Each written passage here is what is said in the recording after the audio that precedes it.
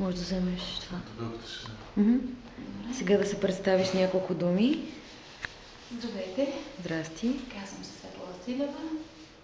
Не си спомням на колко години съм днес. Добре. Актриса. Професионална актриса. Не знам точно какво бих искала да знаете за мен. Със сигурност има много информация. Била ли си с руса коса? С руса коса? Някога? Боже мой, да, една роля в театъра. А перука или те накараха да се бойдиш? Не, имах доста по-дълга коса от това. Имаше какво след това да се изреже, защото това нещо гори. Да. И на финала беше много смешно, защото имате такива, как се казва, изтеглените очи, които са. Котешки. Да, котешките, и тази коса беше ето така. И с някакъв много хубав грим. А кое представление беше? Играх проститутка. Ого! Жертиери имаше ли? Имаше всичко в едно спектакъл на Недялко Иванова. И една много сладка песен имаше. Госпожица любов случайно. В едно квартално кафене. Някаква много сладка песен. Недялкото той готин, в смисъл ти хубави неща прави. А ти във филми? Във филми? О, да. Да. Някакви чужди продукции скоро?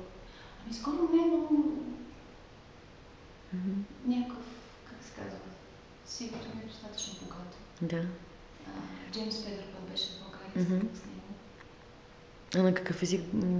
На английски беше. Да, кастинга убийство. Кастинг British English, American English, английски с испански акцент, после Russian.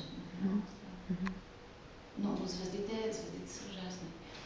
Беше много смешно, защото той казва: тази жена рита камерата, всички гледат в нея, кой тук е главният актьор? И той в ужасен такъв стрес и отива при Рон Краус. А Рон е много така, доста амбициозен. Колегата ти режисер. И вика. А Джеймс страшно ревнив, адски ревнив. И се обръща и вика: текстът да се съкрати. Тя има повече реплики от мен. С 6 пъти съкращаваха моята роля. 6 пъти. Сценарий с мен. Така. И на финала най-готино, че аз си тръгвам и целият екип на качуване на хората под чивите. И Карл Луис беше в този филм същото, лекоатлет. И голям смех пада. Работа с Светла Василева, и аз си тръгвам. И в един момент, нали, просто искам да кажа довиждане на всички колеги и от всякъде се чува: Даша, ти си наша! Но такива някакви съвсем шовинистично се почувствах много смешно. Готина работа, обичам си работа. Ами добре. Успех на проекта. Искам само да те помоля да погледнеш натам. Накъде? Натам. Кой е твоето натам? Надясно? Натам. Добре.